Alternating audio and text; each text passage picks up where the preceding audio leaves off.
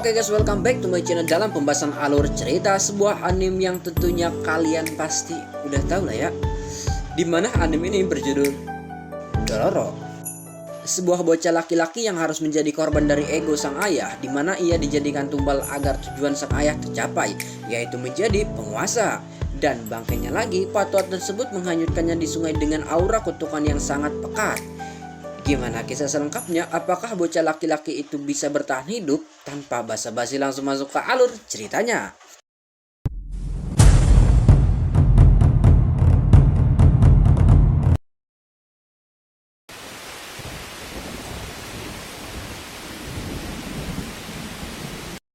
Cerita diawali dengan sepasang pasutri yang tengah menanti malaikat kecil mereka lahir ke dunia. Namun seketika kita dibawa flashback ke hari di mana Daigo mendatangi sebuah kuil. Kedatangan Daigo yang langsung disambut oleh seorang biksu tua yang terlihat sudah mengetahui alasan dirinya ke tempat yang dijuluki Aula Neraka. Sedikit penjelasan, Aula Neraka sendiri bisa dianggap sebagai tempat untuk menjalin kerjasama dengan para iblis. Mereka yang sudah tidak percaya adanya dewa biasanya datang ke tempat ini untuk melakukan perjanjian dan membuat sebuah permintaan. Namun tentu seperti biasa kalau sudah bersangkutan dengan para iblis harus ada yang dikorbankan.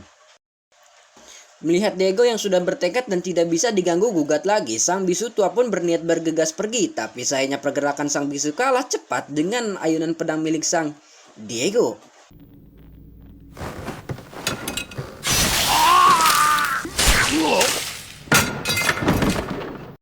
Sungguh naas, biksu tua harus tewas di tangan Daigo. Di detik-detik hayatnya sang biksu tua memperingati Daigo agar membuat jarak dengan para iblis dan jangan biarkan dirinya masuk ke dalam kegelapan. Alasan Daigo ke tempat ini karena dirinya tidak ingin memelas kepada dewa yang selalu mereka sembah. Maka dari itulah dirinya hadir ke tempat ini, di mana ia meminta tanah yang berada di desanya kembali subur dan menjadikan dirinya sebagai penguasa. Dia rela menukarkan apa saja agar semua keinginannya menjadi kenyataan. Hingga setelah kata-kata terakhirnya terucap, seketika muncul hembusan angin lalu tiba-tiba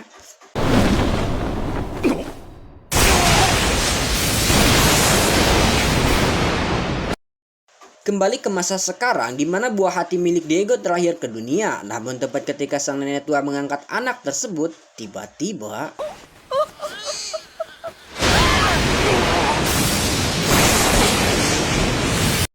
peristiwa yang terjadi di masa lalu kini kembali terjadi, di mana tentu hal tersebut mengejutkan semua orang termasuk Daigo itu sendiri. Sehingga ia pun langsung bergegas masuk guna memeriksa apa yang terjadi. Setibanya di dalam, ia melihat beberapa orang yang terlihat ketakutan sehingga ia pun melangkah maju bertujuan melihat bayi kecilnya. Dan ketika melihat alangkah terkejutnya, menyaksikan bayi tersebut tidak memiliki kulit, mata, hidung, pundak, lutut kaki dan hanya tersisa tengkorak.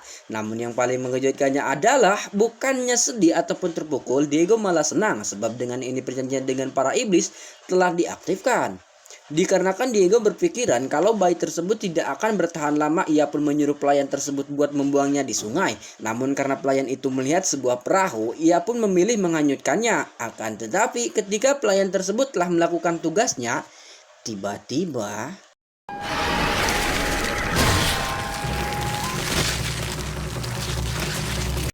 secara kebetulan, seorang bapak tua tengah melewati tempat tersebut. Ia merasakan sebuah iblis yang tengah melakukan aktivitas. Walaupun bapak tua ini tidak mampu melihat, dia bisa merasakan keadaan makhluk hidup hanya dengan merasakan hawa keberadaannya.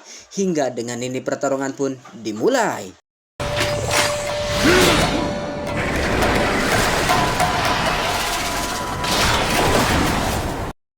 Selesai dengan bacok-membacok, insting yang dimiliki bapak tua menyadari keberadaan makhluk lain. Namun dia merasakan aura yang sangat berbeda dari tubuh tersebut.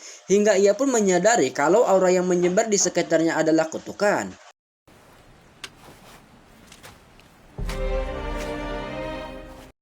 Singkat cerita, 16 tahun pun kini berlalu. Desa tempat Daigo telah berkembang pesat. Tanah-tanah yang tadinya rusak kini telah kembali subur, yang tentu membuat persediaan mereka berlimpah.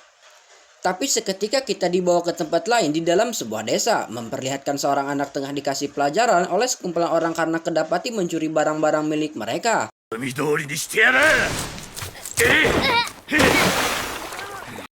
Ketika tengah menyiksa anak kecil, salah satu dari mereka, kita panggil saja Samsul, menemukan seorang pemuda yang dirasa tengah memperhatikan mereka.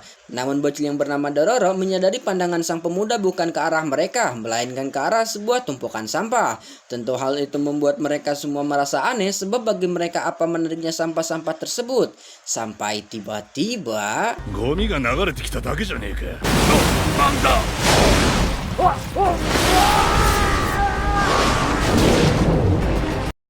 Melihat bos mereka dimakan hidup-hidup tentu membuat semua orang mencoba melarikan diri, tapi nahasnya upaya yang mereka lakukan harus sia-sia dan menjadi korban selanjutnya. Tak hanya anak buah sang bos, Dororo juga harus tertangkap. Tapi sungguh beruntung sebab pemuda yang kita panggil saya Yukimaru tiba-tiba saja bergerak menyelamatkannya hingga terjadilah baku hantam.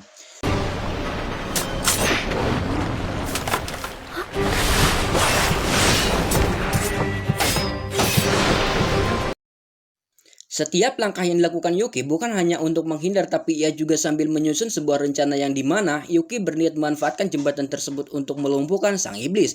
Menggunakan pedang yang disembunyikan di balik tangan palsu, Yuki menembas semua penjangkau yang mengakibatkan jembatan tersebut runtuh bersama sang iblis.